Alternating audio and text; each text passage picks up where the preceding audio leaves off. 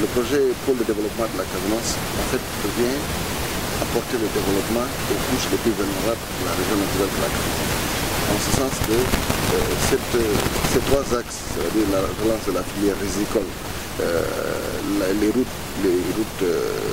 les pistes de production qui doivent être faites entre les villages et qui doivent même être construites pour la plupart, et enfin la politique d'emploi en direction des jeunes et des femmes, en fait montre que le président de la République veut qu'on fasse arriver sa vision de développement à la partie la plus pauvre des plus démunis de la Casamance.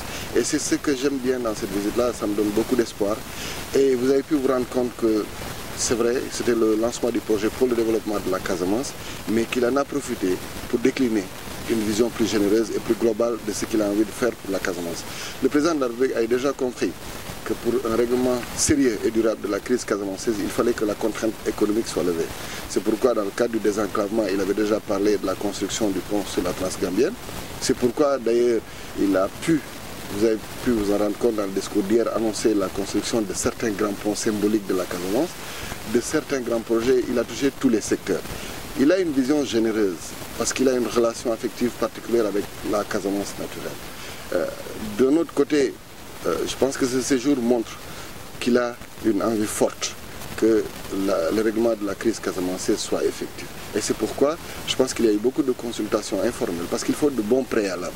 Il faut discuter avec ceux qui comptent pour les Casamançais, toutes les couches socio-professionnelles, le prélat, les chefs religieux, les composants de la société civile locale, les organisations qui peuvent apporter un plus dans le règlement de la crise casamançaise, ont pu discuter dans un cadre certainement informel avec le président de la République, mais pour au moins poser les préalables qu'il faut dans le règlement de la crise casamançaise. Je donne donc à la visite du président de la République ces deux sens-là. Et ça me donne de l'espoir. Je pense qu'il a compris que sa vision qui est généreuse vis-à-vis de la Casamance doit être matérialisée par des actes. Et vous avez vu qu'il a donné même un échéancier. À la limite, comparant son discours au discours du maire de Ziguinchor, vous vous rendez compte qu'il avait plus d'ambition pour la région de Casamance naturelle que l'édile de Ziguinchor. Je pense maintenant que, compte tenu de tout ça, il revient qu'on puisse le rassurer sur notre choix de l'accompagner définitivement sur cette question du développement de la Casamance et sur cette question du règlement de la crise. J'en suis heureux et j'ai pu me rendre compte aussi que les populations de la Casamance naturelle ont adhéré à ce projet parce qu'ils ont pu l'accueillir de façon massive. Je m'en réjouis, je pense que tous les préalables maintenant sont là pour qu'on puisse dérouler un processus sérieux dans le cadre du règlement de la crise casamançaise. Je suis en phase et comprenez la philosophie de la démarche du président de la République. Quand il parle de paix sans vainqueur ni vaincu, ça veut dire qu'il a pu descendre à un niveau de modestie insoupçonné pour un homme d'État de sa dimension. Et ça rassure peut-être toutes les parties au conflit. Et ça montre toute sa disponibilité à poser les jalons d'une vraie discussion sérieuse.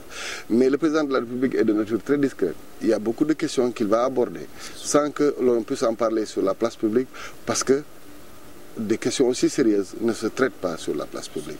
J'ai espoir parce que je n'ai pas vu une seule frange des enfants de la Casamance. Je n'ai pas vu une partie du Sénégal qui dit qu'elle ne veut pas de la paix. Tout ce qu'on cherche maintenant, c'est le chemin qui mène vers la paix. Et le chemin qui mène vers la paix, c'est un chemin où on comprend qu'on pouvait tous être au même niveau. On pouvait diagnostiquer les problèmes, penser ensemble à un essai de solution et s'engager résolument dans la franchise dans le processus de paix. C'est pourquoi beaucoup d'enfants de la Casamance, dont le lutteur Balagay qui nous a fait l'honneur de venir accueillir le président de la République, beaucoup de membres de la société civile sont en train de s'engager en bas pour pouvoir créer les conditions du dialogue. J'ai espoir. Pourquoi j'ai espoir? C'est que aujourd'hui, aucune partie n'a intérêt à ce que ce conflit dure. Et vous avez pu voir que cette accalmie montre que toutes les personnes qui sont parties prenantes au conflit sont dans des dispositions pour qu'on puisse enterrer définitivement la crise casamançaise.